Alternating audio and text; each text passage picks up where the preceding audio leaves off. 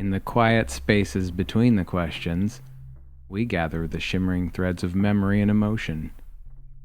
Each story is a strand, fragile, true, aching with life. We weave them gently into the tapestry of what it means to be. We're curious, but we're not collectors of curiosities. We are keepers of resonance. We listen not just to words, but to what pulses beneath them. We do not seek answers. We seek echoes. The tremble of one heart remembering another, remembering itself. We are the thread weavers, and this is emotion art. Once you get into podcasting, you start to realize that there is a ton of hoopla around monetizing and what that means and what algorithms to plug into and how to get sponsors. And I'm supposed to read a blurb to you about some random product I don't even use so I can make a few cents. But I want to tell you about something real instead, something I care about. You all already know Angela, artistic partner, editor extraordinaire. Well, the fundamental sense is Angela's massage practice. She offers 2 and 3 hour massages in a couple different formats because she feels like real healing takes time. Angela's not going to fix something quick, but she is going to find the source of the problem instead of treating the symptoms. If you're tired of generic massages that feel like trying to find the snooze button for your pain, or you're tired of not getting massages, worse yet, check out The Fundamental Sense at thefundamentalsense.com and book a session with her today. I can tell you from more than a decade of personal experience, you will be very glad you did. Oh, and ask her where she got the name The Fundamental Sense from. It's super interesting. My first memories of Theresa are from the most chaotic part of my life. Right after leaving the Jim Roberts group, living in downtown Portland, going to school, being in society for the first time, and Theresa basically stepped into that prolonged train wreck. What a foundational component of my life she's been. I've always appreciated Theresa. She's quirky as hell, super fun, so smart, very organized brain. I think she sees herself as disorganized, but I don't know that actually. Scatterbrained. That's probably just because Dad would always sing the "She's as lovely as a rainbow, as delightful as the rain. Isn't it a pity that she's such a scatterbrain?" Something like that. Okay, mostly Grandpa would sing that. But Dad did too. All right, anyway. Her fashion is impeccable. She wears, she has so much texture and color, and she does it so well. She's a woman that is fully herself. She is grounded. She's also a big part of who I am, why I am the way I am.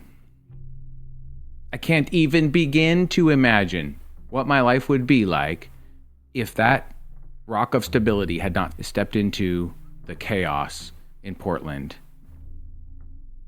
Also, I'd like to point out that Theresa is a gypsy. And we recorded this conversation in her gypsy caravan that she and Dad built on a flatbed trailer. That's one of the coolest tow-behind caravans I've ever seen. So intricate, so colorful.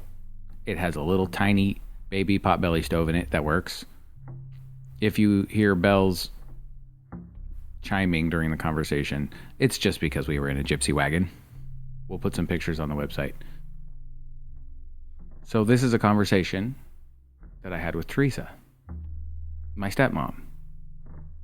I wasn't expecting this conversation to start with. It was kind of spur of the moment for me. I think it's something that Theresa's been thinking about for a while. At least I hope so, because she was so organized. And I was not expecting the content at all. And the entire conversation was a surprise to me. Being surprised is one of my favorite things, so thank you. I'm very much looking forward to sitting down with Theresa and getting her story at some point in the future. Until then, here is Theresa's unique perspective on some of my story. Enjoy. Welcome to Emotion Art. Emotion art, where we sit down and make art with emotion. Emotion art. Creative energy moving outward in conscious expression of feeling. Emotion art. Emotion art. Emotion art. Emotion because we are literally made of emotion. Art because everything we do wants to be art. Emotion art. Feels. Emotion art. It's all beautiful. Emotion art. Emotion art. A space for emotional art. Creative energy moving outward in conscious expression of feeling. Emotion art. An emotion art gallery. This is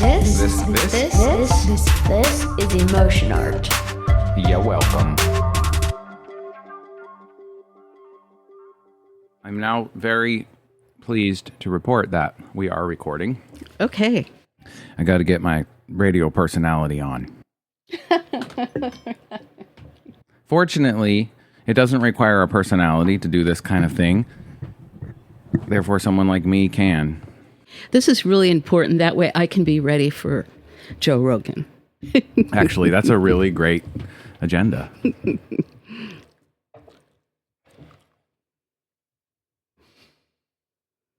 God, I pray that you be here and help me to communicate what's in my heart clearly, and help me not to forget important details. Just help me to be here, be present, be a blessing in Jesus' name. Amen. Hi, Theresa. Hey, Michael. I'm really glad to be sitting here with you. I've been looking forward to this. You and me both. This is my understanding. I get to say anything I want. No limits. This is your conversation. I really like that because there's been way too many limits on people's speech. Do you plan to put this to the test? If you actually do have the ability to say anything you want here. This is not going to be put to the test. Yes. I hope that you say exactly what you want to. My main objective is I want to clarify some things, and I want to make it clear how much I love you as a son and as a stepmother and stepping into that role. And so I want to start, I've got some notes. So we're going back in time, and I'm going to talk about when I first met you. You were 2 years old. And I showed you yesterday, I pointed out Calvin to you, and I said, that's what you looked like, except picture him with dark hair. You just had these big, inquisitive eyes, and you were just interested in everything around you. So my first major encounter was so cute. Seder had to go to the fabric store. So I went along, and Stan was driving in the front, and you were sitting in the front. Apparently, there were no car seat laws at that time. So you're just sitting there, and it was this big car with the big long seat, and your feet were sticking out, and they didn't go down at all. They just went straight out, and the feet ended where the seat ended. It was so cute. And then we got to the store, and we had to wait because the store wasn't open yet. So we were waiting a few minutes. Stan started to sing to you, and he was singing that song, "It's getting darker now, and it is time for us to sleep." And he sang through the whole song, and you were just sitting there looking up at him with those big eyes. It was so precious, so cute. It was one of those things just you never forget because of how cute it was. I remember that song. Yeah. I sometimes sing that song still. We've sung it to the grandkids. I think it's a Shiloh song. And as I traveled around, I wouldn't see you all the time. I'd just see you periodically. We're in this city, and you and your mom or your dad happened to be in the same city, and then I would see you This is in the Brothers and Sisters. in the traveling fellowship. Okay. Yeah. And you would get up earlier than everybody else. And so when I was doing the meal, I'd come into the kitchen and you'd be sitting at the table, like ready for the day. Like, I'm ready. How come nobody else is? And you always had questions, questions. And the next big memory, I call them precious memories, because these were the little seeds that caused me to love you and your siblings, mind you. And each sibling, it's a little different stories, but this is your story. So the next memory, we were in Albuquerque, and we had 3 tiny little houses, and there was kind of a gravel road in front, and we stayed in all 3 of them. So one day I was sitting in the middle. There was a little bench outside the house, right where the road goes by. And Stan comes by, and he's, tall, and he's got this long garment. The brother's shirt. Yes. And he's just walking, really uprightly, just walking along, playing the flutophone to the other house. And you weren't right behind him. It was like a minute or 2 passed, and here come you along, long shirt, playing the flutophone. It was so adorable. And In Albuquerque. those are my memories of you in the traveling group. Like snapshots. Snapshots. Yeah, okay. So then I left, and you guys left the traveling group, and You left first? I left first. Oh, okay. I didn't know that. I'm going to go into the details of some of the history of what exactly happened that I don't think you're going to hear from anybody else. Oh my goodness. This is so exciting. And so I left, and then I was traveling around still trying to figure out, what am I going to do with my life? And I had bought this old vehicle called the Green Tomato. We called it the Green Tomato because it was the color of a green tomato. And Louise and I were in... Did I ever see that car? No, because it got stolen. Okay. We were in Vancouver, BC. Her mother was dying, so we decided to travel across Canada, but her mother died before we got there. So we picked apples in Quebec, and then there was a brother that had been with the group in New York City, and he needed somebody to watch his apartment. So he asked us. Now, Stan had already called me because I was out of the group 2 years. Stan just left. And he was in trouble because he was like, I need to hire somebody to watch the kids. I need to work. Well, I was already committed to this trip. How old were you? About? 29. Okay. Larking around basically the world with your friend to some degree. Doing all kinds of things. So we get to New York to watch this guy's apartment. Now, the Green Tomato, you have to understand about the Green Tomato. The Green Tomato was a wonderful car, but it was a bad car. The Green Tomato was real particular, and if it was cold, it would not start. The only way you could start it is if you got canning jars, mason canning jars full of hot water, and put them all over the engine before you're going to start it, and then you'd open the engine, take them all out, put them in the back seat, and it would start. It was a bad car. Was it a Volkswagen? It was a Mazda. Okay. It was a rotary engine Mazda, which they don't even make them anymore, because it's probably why they don't make them anymore. It was a beater car. I don't know anything about engines. I'll take your word on it. It was such a bad car when we were in Quebec. It would defrost this little oval area in the front with the defrost all the way on. You kind of have to lean and look out the window to see where you're going. So this is a bad car. So we're in New York, and Brandon, our friend, was off meeting his fiance's family, and we're just tooling around New York, seeing the old sights. And then one morning, I woke up and I looked out the window, and the Green Tomato was gone. And I'm looking out the window, and then I started laughing, and I said, who would want to steal the Green Tomato? Yeah. So we called the police, and we're telling them like this and that and all the details, license, and there was a couple police officers in the front, and I'm sitting in the back giving them all the information. And then I said, what is the chance that we'll be able to retrieve this car? And the 2 police officers looked at each other, and they started laughing in a Brooklyn accent. They said, lady, 100 cars get stolen a day. You're not seeing that car again. So I was still amused because it was a beater car. Like the ransom of the Red Chief. Yes. Exactly. You don't know what you just kidnapped. I am so sorry, but good luck. It's never gonna stop. And they don't know they don't know the mason jar trick. Yeah, well. So, because this is winter, this is like December. Yeah. Now, bear in mind, I had just prayed before this all happened in New York. First time in my life. I'm like 29, never prayed that God would bring me a husband. Never. Because I'm just going to do God's work. You know, if I get married, I get married. But at this point, I'm like, I need a husband. I want to have a family. I want children. Do you mind if I ask a couple of questions? No, anytime. I'm curious about, so why did you leave the group? And then what was your direction? Like, were you church hopping? Were you like, how did you reintegrate into society after that? Or what did you do? Not well. So why did you leave in the first place? I'm going to give you a short answer. Sure. Because that's a completely another story. Okay. And no answer is just as satisfying. But this is the short answer. You know how the group had all these rules and just the way you dress, there's a Bible verse that says, first cleanse the inside of the cup and platter, that the outside would also be clean. I did it the opposite. I did all this outward stuff. And then as the years went by, I realized, because we lived a life where you weren't really, you didn't really get confronted with falling into sin because we were so protected. It was like a little cushion all around us with all the rules and things. So I started seeing all this stuff inside of me, which is a completely another story. Oh, yes. Also, I clearly saw corruption in the leadership. So I needed to leave.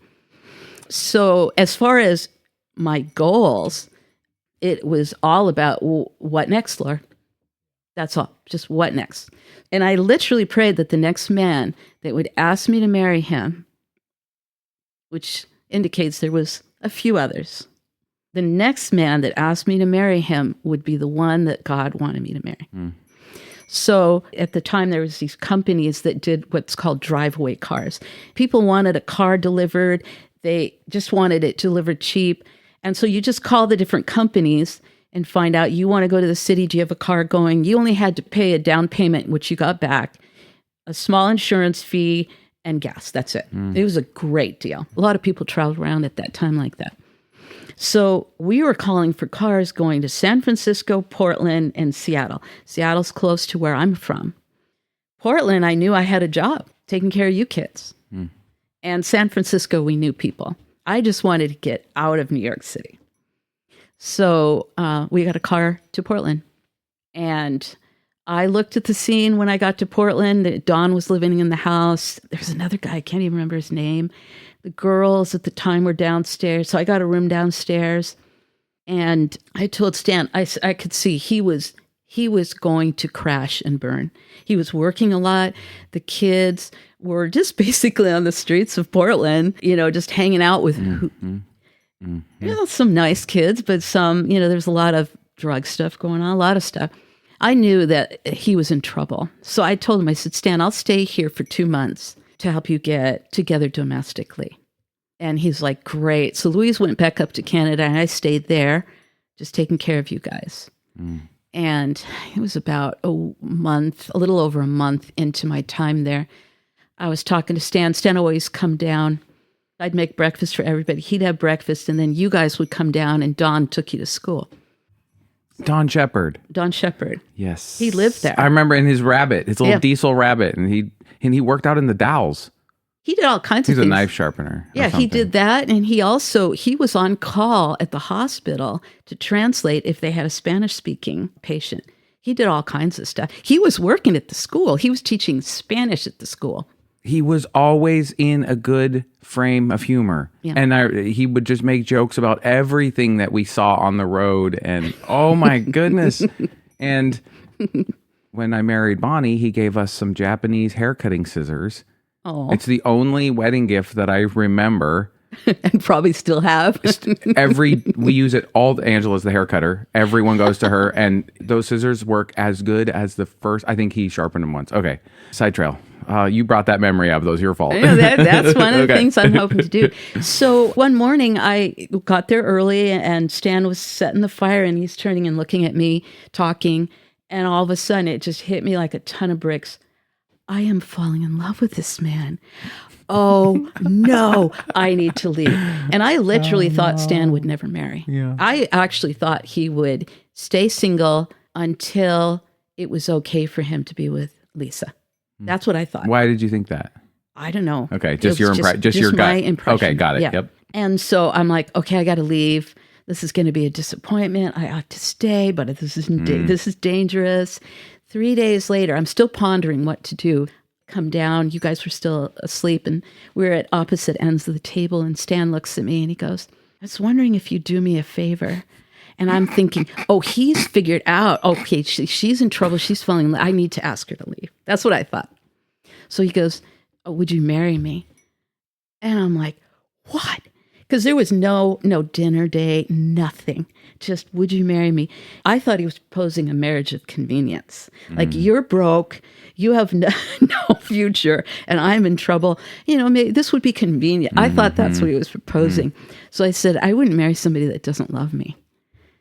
And he said, that's the problem. And so I said, well, I'm not saying no. But I had to think about what you guys would want. I had to think about all four of you, how it would affect you. And I'm going to tell you this, you guys were a big plus as to why I wanted to marry Stan. Big plus. Number one, I saw you guys desperately needed me. And I loved you guys, all of you. Still do, every one of you. I love Jessica and her wispy hair that she always had. She was so active and she's like a little deer. And then Mariah with all her cute little curls and her cute ways, and your inquisitive eyes and your questions, and Isaac and his funny habits. He would walk like this, make this big circle. If a bunch of sisters were sitting in a circle, he'd make this big circle so he didn't have to get stopped and answer any questions. I just loved you guys. Of course he did. Yes. Oh, that's so funny. Just love you guys. So everything worked out. It's like you are already invested in our story. Big time. Because how long were you in the Jim Arps group for? I'm not going back to that story. 10 years. And then you left 2 years before Dad did. So that means that you had, math is really, really hard for me. About 4 years, about close to 4 years. So you spent 4 years traveling with us. Okay. I mean, that was too early for me to remember. But because we were kids, you were probably often with us. Yeah, quite a bit. Yeah. Okay. Quite a bit. Because we would have been with primary sister camps. Yeah, quite a bit. And, I'd even hear about you when, I didn't see you. Yeah. But there weren't a lot of other kids. Like, there were a few families around that time that had kids. The Malspins, right? They were part. Because I remember playing with Kivsaya. I don't know that I remember any others. Another thing I should point out at this point is both your parents, particularly Stan, because this is one of the reasons I left. One of the thinking I had is, why am I here? I would never raise children here. Because I didn't approve of the way a lot of the parents raised their kids. Stan protected you guys majorly. And so did Lisa. I saw not so much because she was, I'm going to say weaker, more reticent. Stan was very strong, and he always had like special things for you guys to do. Like you guys were always doing some project. I remember it was in Glenwood, where I believe it was Glenwood, where he made like a little Lorena stove, and I remember this. Made a clay pot, and you guys cooked salsa in the clay pot and had salsa, and it was all homemade, and the Lorena stove was homemade, and he did stuff like that with you guys. Other dads didn't do that.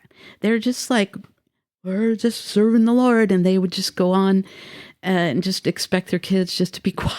Theresa, I have so many little snapshots right now of making bricks, of making bread, of cooking grasshoppers, of harvesting like the cattails, of leaching acorns and making acorn bread. And I remember Dad, like it's like I can hear his voice saying one of the outcomes he appreciated from his projects was that it benefited all the people around him who had no ambition to be part of it, but they still benefited. They still came and tried the bread and enjoyed the experience. And that is so weird. It's like I can remember a conversation, but I can't remember specific words. Anyway.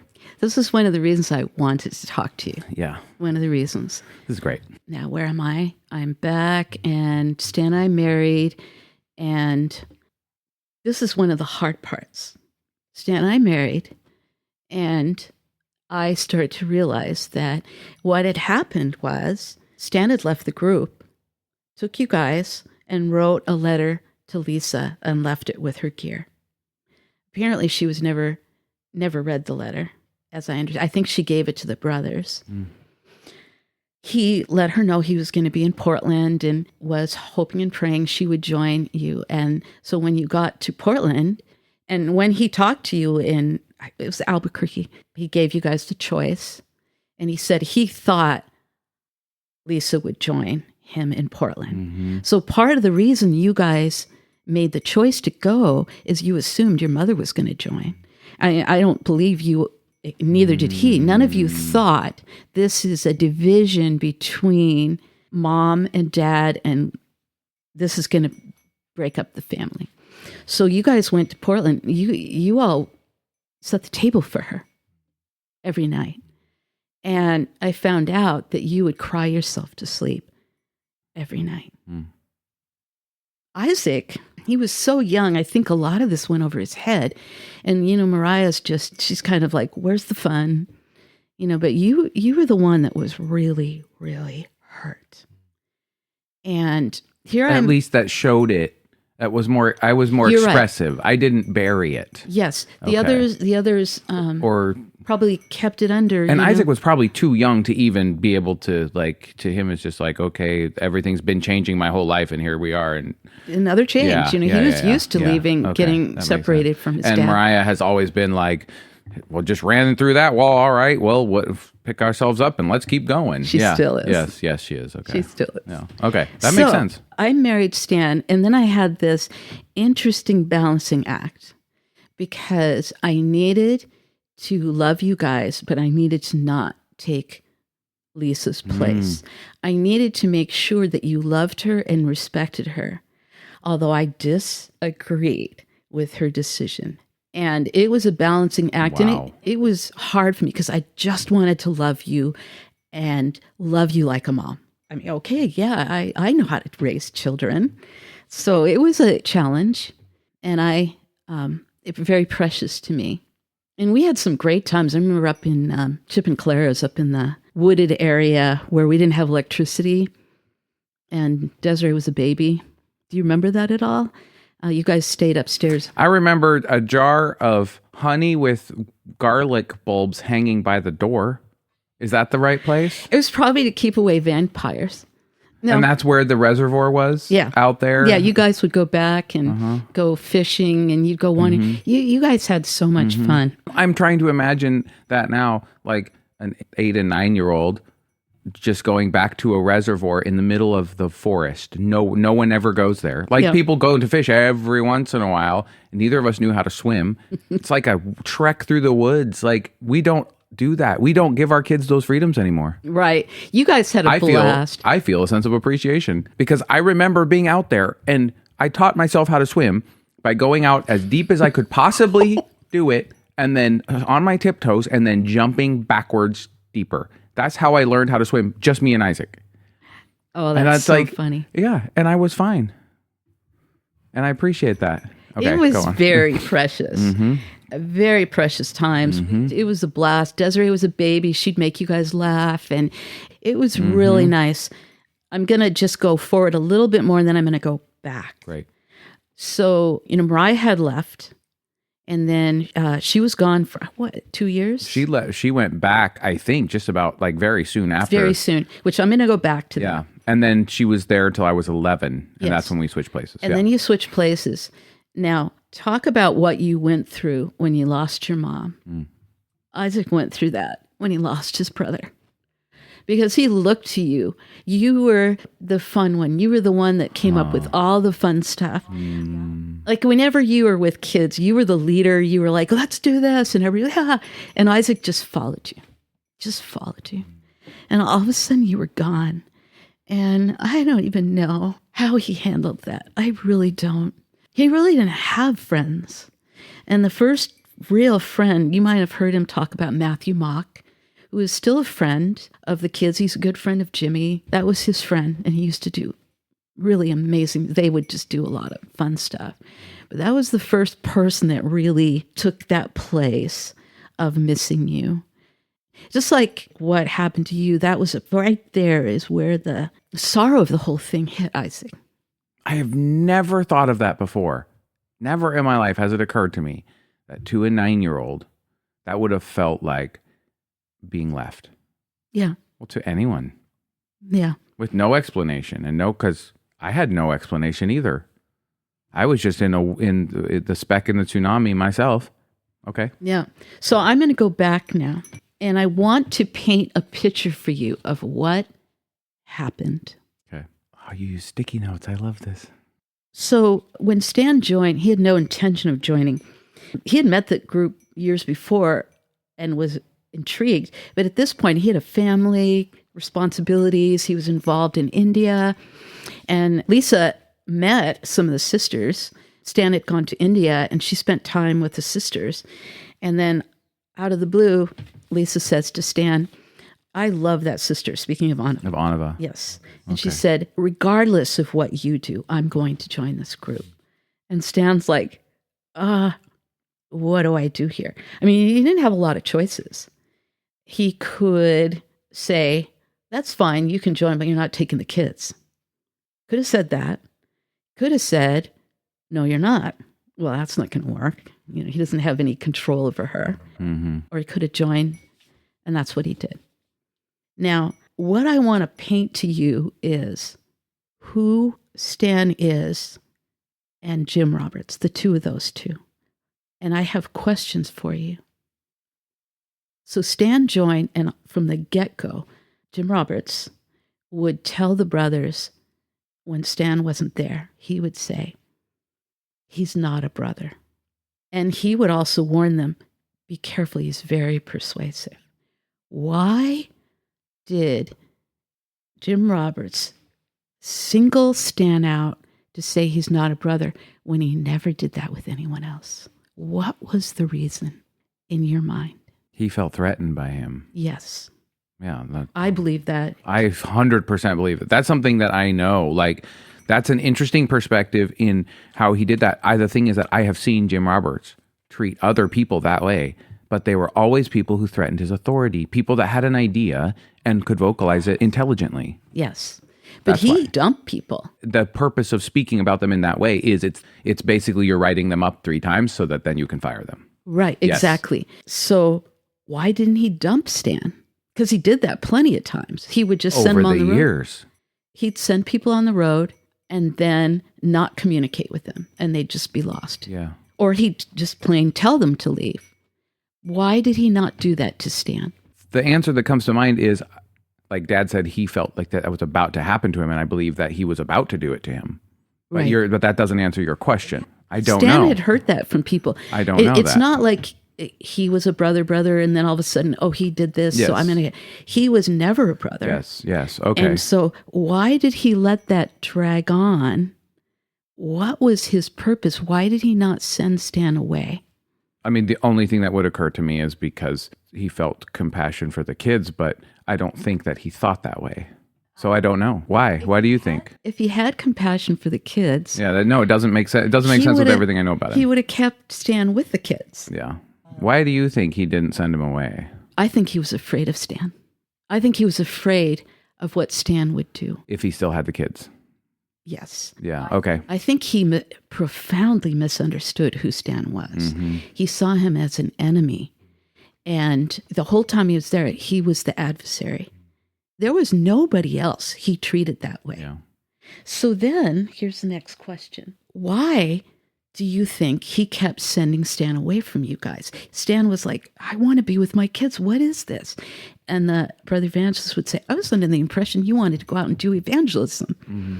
As if him being with you Gaslighting. would have excluded him from being able to do evangelism. Why was he sent away? Stan said it was years during the whole time that he was separated from the kids.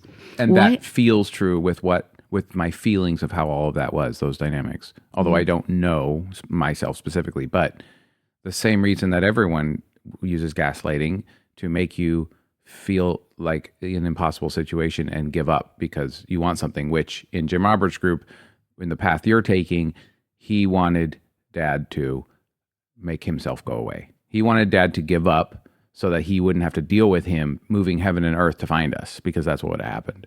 That makes sense. So this is going on, and That makes sense. I believe he was afraid of Stan. Yes. And I believe that's one of the reasons he kept sending him away. I think his preference would be for Stan to give up. Yes. Just give up and go home. That makes sense. That way there's no repercussions. So finally, Stan was told by two brothers, the elder's going to get rid of you and keep the kids. So Stan knew, okay, I got to get the kids out. So he had that pretty fortuitous situation where he's traveling, and the brother, I think it was Thomas. Thomas told him? Thomas took him to Albuquerque. Who were the two brothers that told him? Larry and Shalom. Larry Jones. Yeah. Shalom. I remember him. Long gray, like beard. Oh, everyone had a long beard. That was Okay. Samuel. Oh, Samuel had a Shalom. long Okay, beard yes, Samuel. with a white streak. So who was? Okay. Anyway, that brings back a strong memory. But I think Samuel told him that too, but it was Okay. after Stan was already gone. Oh yeah, that was all. these are all people I have not thought of in a long time. Okay. So Stan knew Thomas was going to stop so that Stan could see the kids he wasn't supposed to in Albuquerque, so Stan could see his kids. And Stan knew he was in trouble. He knew he needed to do something. He knew that there was the potential of just getting dropped off somewhere and you wouldn't know where you guys were. So when he was in Albuquerque, he did that whole thing where we're going to go for a walk and talk to you guys. That was in Albuquerque. I believe it. Was it I think Phoenix? I think it was in Denver. Oh, possibly. I don't remember. That's what I remember. Is it being Denver? It's probably Denver. I'm sure I have that Okay. wrong. He took you all, and you guys all said, yeah, let's go. And, you all thought Lisa was going to come. He left the letter, went to Portland. Jim Roberts was afraid of Stan and thought that Stan was going to be retaliatory. Stan is not retaliatory in any wise. That's not him. Jim Roberts never knew who Stan is. So what happened was, as soon as Stan heard, this was just a few months after you guys all left, as soon as he knew that Lisa was going to be in Chicago visiting her family, he sent all of you to go see her, which was an indication number one, he wasn't being retaliatory. He didn't want to keep you away from your mother. He wanted you to have access to your mother. So he sent you all on a plane to Chicago. I remember taking you to the airport, and I messed up because I was so naive about flights and everything. Oh, the flight is at 4:00. We'll get there at 4:00. We got there like 10 minutes before. It's like running through the airport trying to get you on your flight. I felt like an idiot. But you made it happen. Yeah. You guys got there. And that shows trust, too, that he would send us after he had to go through what he had to go through to get us. Yes. So not only was he not retaliating, but he was choosing to trust in the face of what to him should have felt like a situation he could not trust. Right. So you all went there, and, I don't know the details at all of that visit, the trip, but Mariah then decided to stay with her mother. And then the rest of you flew back. And that was a challenge for Stan to give up his daughter. That was hard on Jessica now because the two of them were really close. This went on then for, she was 11, 12, 13, 2 years at least, 2.5 years that she was gone. And then there was the switch back. And then you went there. Now, this is the point. The whole reason I want to explain this all to you. I'm getting to the point that I want to get across to you. Mariah came home, and then there was this little time of switcheroo where Lisa was still in Portland, and we had already moved down to Bandon. But we went up to Portland, and there was we were up there. Yeah, we switched in Portland. I remember it was right around my 11th birthday. Yes. And I remember spending a night with Mariah. Like we all hung out for an evening. Yes. I remember we were playing with boxes in a basement or something. Like, yeah. So there was this little switcheroo where Mariah's like, I'm done. And you were like, I'm going to go be with Mom. And then Stan made that negotiation. Well, he has to call once a month because, he had lost that contact with Mariah. We're not doing that again. The fact that Stan was able to negotiate that was bizarre in itself because they never did stuff like that. They never made deals like that. Yeah. And I'm going to tell you, I still believe that Jim Roberts saw him as public enemy number one. I've always understood that to be true. Right. He would warn people when they left. He'd say, okay, you're leaving. Just don't have anything to do with Stan Avery. That's how afraid he was. He even did that to me. When I left, when I was 15, that's what he said. Well, if you want to leave, your sister is in Tennessee with an Amish community, and you can go there. If you want to go to live with your dad, then you're not going to be welcome back. Right. So that was the spiel. Mm-hmm. The thing I never understood until I listened to your podcast with Angela, and I realized something I had never realized before. And this is what I want to get across to you, because it hit me like a ton of bricks. I'm going to go back in time again and explain to you who Leonard is. Okay. Okay. I remember Leonard. Leonard was an evil man. He was a cruel man. And I was a really compliant sister. I never caused trouble. I never, I just tried to be loving, do evangelism, just, go along with the whole thing. But you've always been an activist at heart, full of energy and apparently, because there was a few bigger. times I took a stand. Yeah. So I was in a city with Leonard, and I saw him treat a man so cruelly. It was so cruel. The man was crying, and Leonard cast him out of the group, told him he had to give him the shirt they had given him, had to give it back. This man was just crying, and we're all like, and I'm like, and even like we all fled out of that. We were camped out. We all fled because this guy was being sent away. Who knows why he was just kind of a gentleman, kind of a little bit of a doofus guy, not very smart, but really tenderhearted. And Leonard was cruel. And so when we left, we went on the road, and as we were leaving, Steve Demetrio looked at us, and he said something to indicate that he knew this was wrong. Just to confirm, he could see it in our faces. This is just wrong. And so I'm like, I've got to talk to the elder about this. Is just over the edge, the way Leonard had treated him. As soon as I saw Jim Roberts, I told him about the event, how this young man had been treated and how cruel Leonard had been. And Jim Roberts surprised me because he said, you're not the only one that brought this report. Now, I knew of other occasions of Leonard dealing unkindly, cruelly, but this one was over the edge. And when you were telling your story, because Brother Evangelist knew that Leonard was a cruel man, and he decided to put him in charge over you. Here's what comes to my mind. For some reason, he put Leonard in charge over sisters' camps often. The thing that comes to my emotions immediately when you ask that question is because he didn't know quite where to put me. I was in between because I was 13, 14. At first, I was in sister camps a lot. That's when I was with Leonard. Then after that, I got shifted to brothers camps a lot. That's when I was with Hatzir and Jonathan and Ted. So that's what comes to me. But okay, there was lots of brothers he could have put oversight over you. Like there was one sister, Magdalene was the woman's name. He put Paul in charge over her kids. He knew who Leonard was.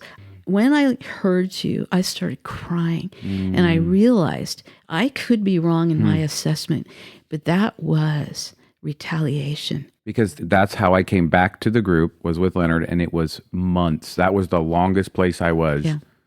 That is so interesting. I believe that was a retaliation because Stan was public enemy number one. Because in his mind, Stan won when he took the kids. How much better could he get back at Stan than to afflict you with the worst, meanest, cruelest brother he could? I believe he used you as a pawn. And he was still using you as a pawn when he said, yeah, you can go to the army. He was still using you as a pawn to get back at Stan. That's the only thing that makes sense to me. And the reason I want to get that across to you is so that you would understand that the input that Leonard was having in your life, the purpose of it was not to bring you into understanding about God. It was, I am going to tweak Stan Avery. And that's still happening. Jim Roberts has died, and all those people that they're just kind of at loose ends. They're still, don't go to Stan Avery's. Wait, who just told me that a couple of... Two brothers did. Who was that? Who just came through here? Yes. And I think this was the death knell of the group, actually. Really? Because they were very committed still to the group, wanting the group to succeed. They came here without permission. We're going to talk to Stan Avery. And they stayed for a number of days, the friends of Steve Donnelly. Gabrielle and Micaiah were their names. I don't know if you know them. I don't. I don't think I do. You might, because people change their names. Kind of like your son, Lucas. They changed their names over time. Charlie, Bob. Yeah, I changed my name plenty of times. You used to be Noah. Yes. That's how it was really hard for me to change that, my thoughts of you from Noah to Theresa. Yes. So that's what I want to get across to you is do not let a person that's, I don't want to judge the man. He was in Vietnam. He's got his own issues. I don't know. Leonard. Oh, he was in Vietnam? Yeah. Ooh. Leonard and Jim Roberts. Do not let them have any victory, Michael, over you in how you think and how you perceive. Because they had an agenda and you were the pawn. And you were just a child. Who knows? Who knows? As I've become more and more aware of how skewed my perspective of Christianity and what morality and immorality and heaven and hell and God's plan for us and judgment and all of that stuff, how it all works, to me it was this morass of evil, just a hideous horror, and makes a lot of sense. Everyone else is like, well, that's actually not Christianity. I'm like, well, how did I was raised around, raised by all these same people, but that would have changed the whole story. That in that impressionable moment with a chameleon child, because all I wanted to do was please and serve, obey, and like all the fruits of the Spirit and everything I just wanted to. That's what I wanted to do. And so that would have been the perfect formula to majorly traumatize that little brain. So the next thing I want to say to you is, I'm a spiritual person. I get that sense. The first time I heard the Lord's voice was when I was 5. Really? Did I ever tell you that story? Maybe, but that's very interesting. So Elizabeth and I were playing, and we were at my grandma's house, and Grandma decided to give us each a piece of her junk jewelry. Now it's probably worth a lot of money because it was this was many years ago, like 60 years ago. Yeah, over 60 years ago. So she gave us each one, and mine was all shiny. It was like a butterfly or something, all these tiny little blue and white stones that glistened and were glittery. Both of them were pins. Hers was one dark green stone. I think now I probably would like that one better. But both of us liked the shiny light blue one, and we both got them. And Elizabeth goes, "Can I see yours?" And I'm like, "Yeah." So I gave it to her to look at, and it clears anything. I heard the Lord say to me, "You'll be happier if you trade with her. You'll be happier if you trade with her." And so I said to her, "Want to trade?" And she goes, "Yeah." And I'm like, yeah, this feels good. I sure enough, his voice was right. And all my life, I haven't heard it like hugely. Every time I've heard his voice, he's always right. And I recognize his voice. And I've told people that many years, that the first time I heard his voice was when I was 5. When you say hear his voice, are you talking about In my it head. feels like you audibly, like you actually hear a voice with your ears? Does it feel like that? It's in my head. Okay. And it is something I wouldn't think of almost every time. Is that what lets you know? How do you know when you are hearing his voice? Whatever it is, the feeling that you are using that term to describe, what is the defining characteristic? Well, I recognize it now because I know him. It's like if you called me on the phone, I'd recognize your voice because I know you. I recognize it now because I know him. But the hallmark is always there. Number one, it's something like if I'm asking a question and he gives me an answer, it's almost always something I wouldn't have thought of. And it's always right. And it's always kind. Okay, so it's a whole myriad of things Yeah. that taken together, you know it. You Yeah. know it. Yeah, okay. So I recognized as I went into Christianity more, hung out, that's unusual. Very. To me, that just seemed normal. And other people would be like, literally, sometimes I'd get people kind of like, maybe I'm just going to move away from this woman slowly. Because it's not as unusual to hear voices that don't have much kind to say, that are not kind voices, let's just say. Well, when demons speak, there's two things they're always saying: kill somebody else or kill yourself.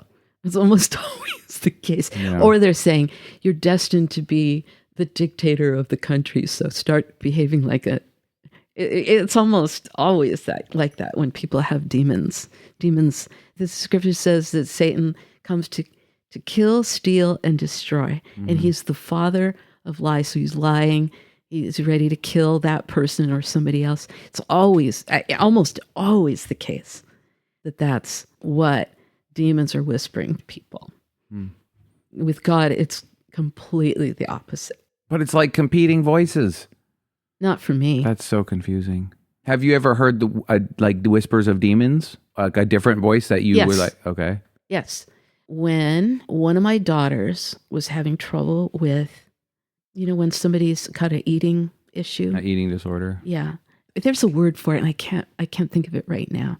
Not bulimia. Oh, anorexia. Anorexia. Okay, yeah. Yeah. And we were talking about it a lot and praying and talking to the girls about stuff.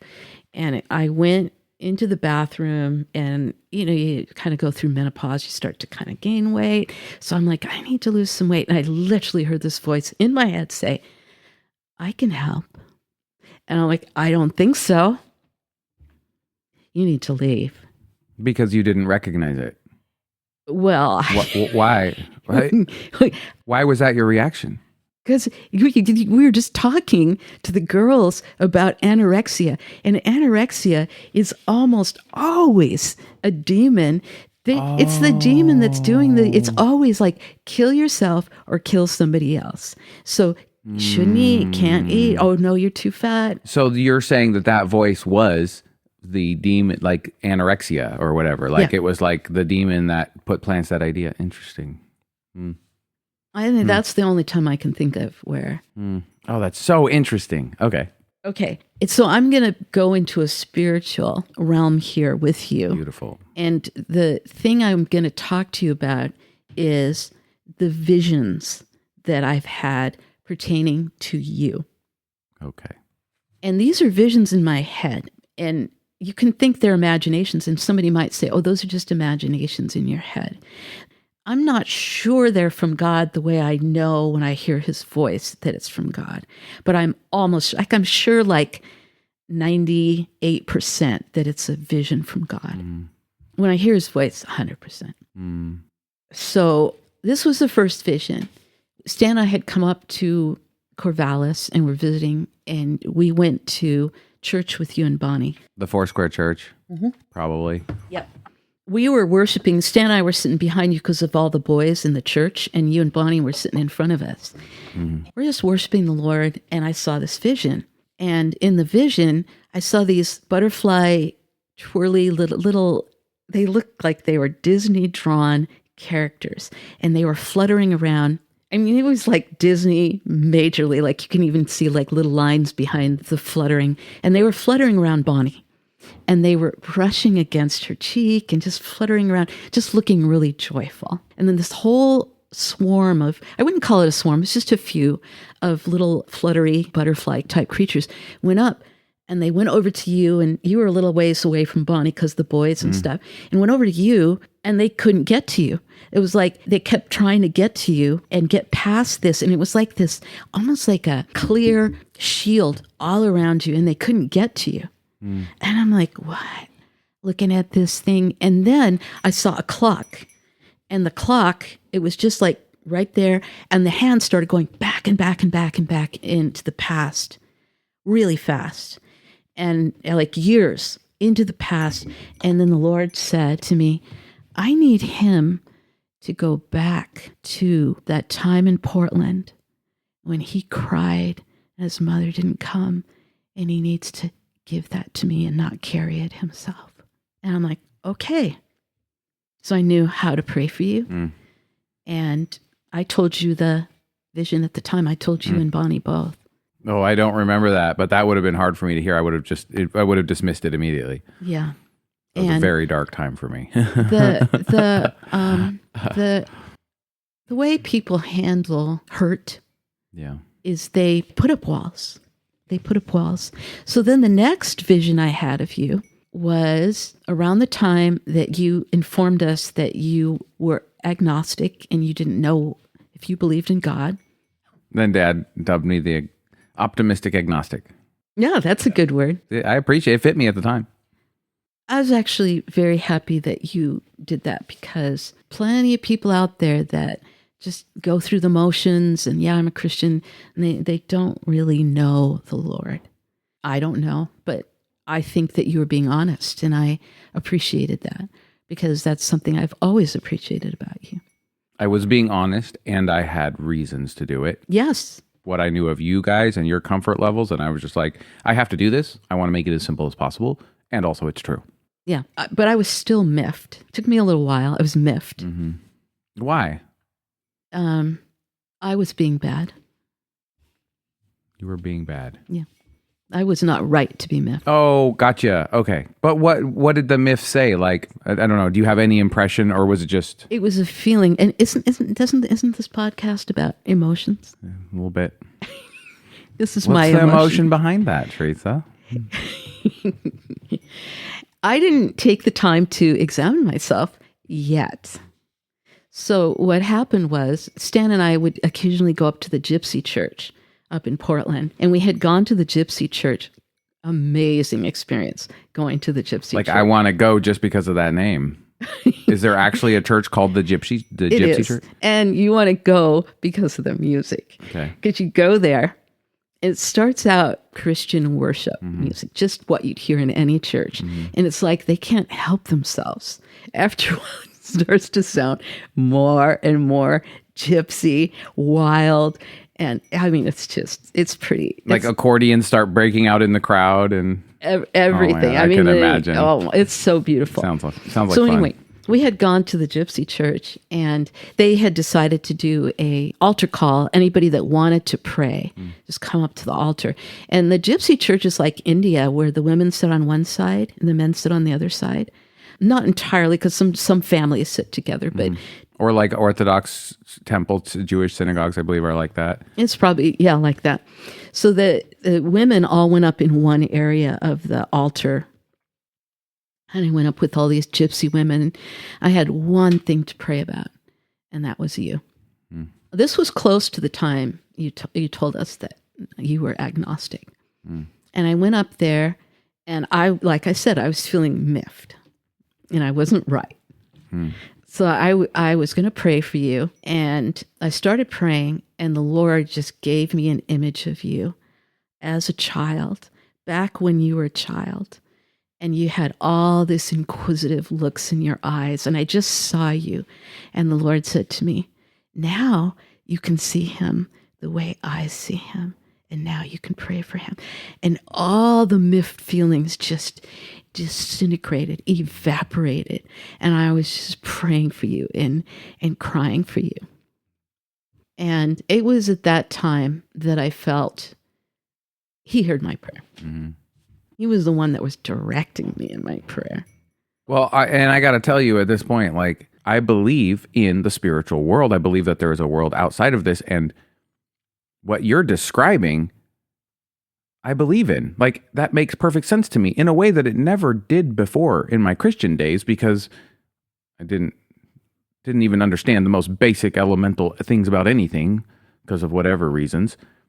But I think that made a huge difference. The next and last vision I had of you was recently. We were at one of the gatherings, and generally speaking, when the gatherings happen, you know how events or get-togethers will tend to go into a form like, this is what we're doing now, this is what we're doing now. And so generally they'll do a bunch of songs. People will request songs, sometimes testimonies, and then they'll have a prayer time, and everybody will mention their prayer. And the person that's going to teach will pray about all those things rather than everybody just praying. Well, this time they mentioned, anybody want to pray? Austin was leading, and Austin prayed for the list. And then Desiree she is a radical prayer, radical, and Laurel. Both those two are they're outrageous prayers. They pray from the depths of a sincere outpouring inside them. Yes. Yeah. So Desiree just started praying after Austin for you. And then everybody in the family, it just went from the different members of the family that love you. Every one of them prayed for you. And then there was these heartfelt prayers. And in the midst of all these prayers, I had this vision of you. And all I saw was your eyes. And your eyes were filled with hurt and confusion. And then it changed, and they were filled with wonder. And I'm like, what? And I was so blessed, so encouraged. It's like your eyes were so real.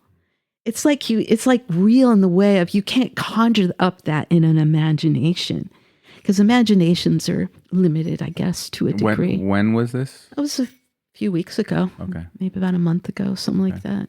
That shift that you're describing has been happening because shifts happen so slowly. It was right before Laurel was going to come and talk to you. That was what brought it up. I remember now. Okay. That's what brought it up. Oh, that's so interesting. So that is what I've got on my list here to talk to you about.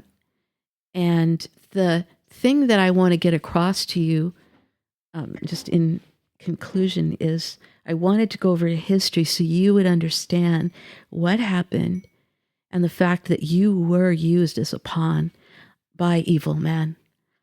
And the other thing I want to get across to you is, if my visions are real, God wants you and loves you and has been waiting for you. And that's what I've been praying for, is that you would meet him the way I know him. And I don't want to say, oh no, he was never a Christian, or he never knew the Lord. You might have had little peeks through that door. What do you mean by meet him the way I know him? Because I can't possibly know anything the way you do. What do you mean by that? Yeah, you can. Can. I think. Think about how different your life experience has been in the interpretation that gives you for every word, every object, everything. It's just the world you see and the world I see are different. I'll give you the example.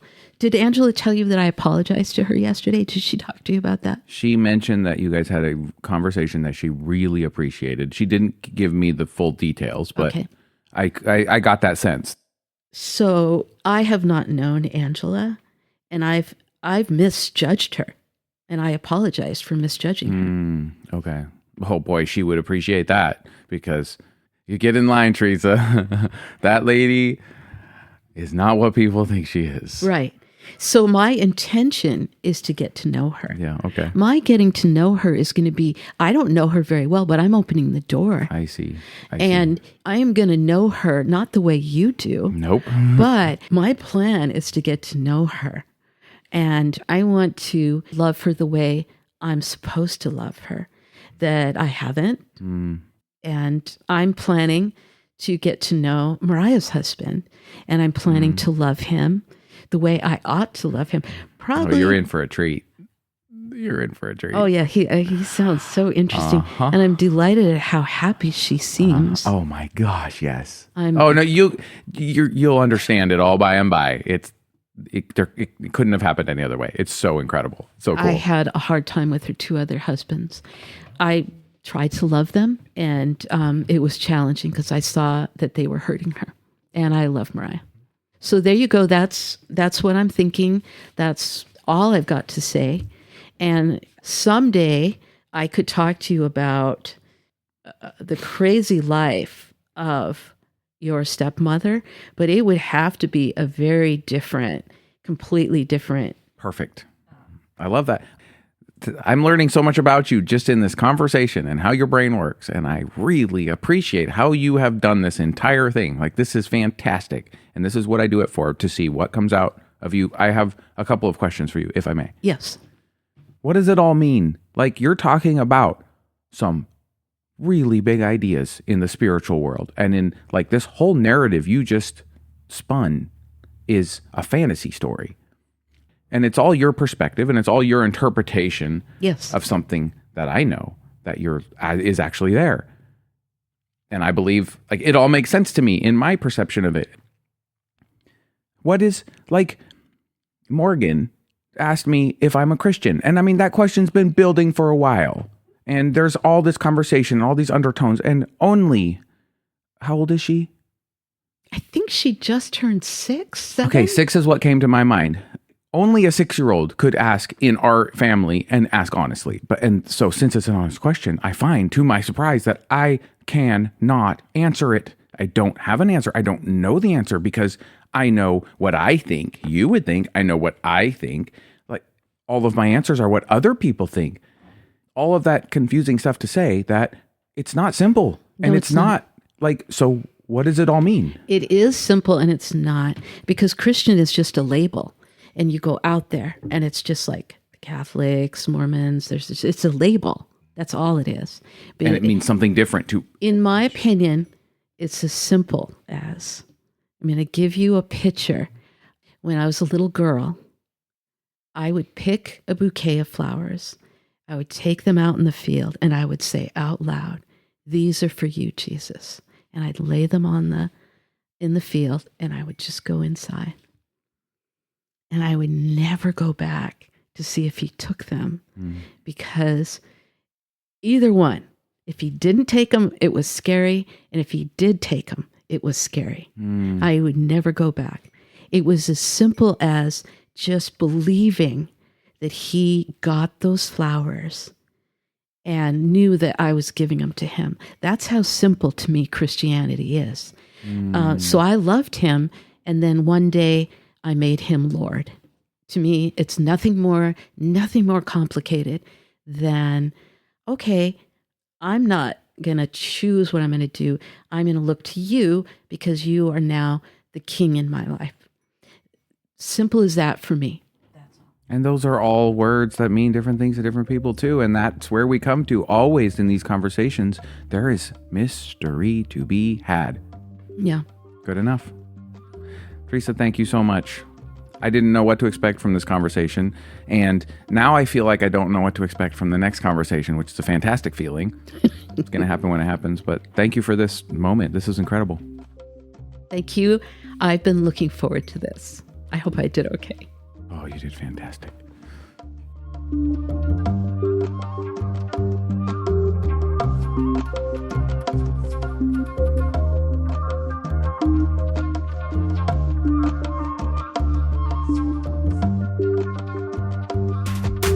Thank you, Emotion Art team, for making this conversation sound so good. Original music and audio quality is Buddy Anderson. Check out his music on Spotify at From Another Mista. And Angela Cook. Thanks for doing what you do. Peace.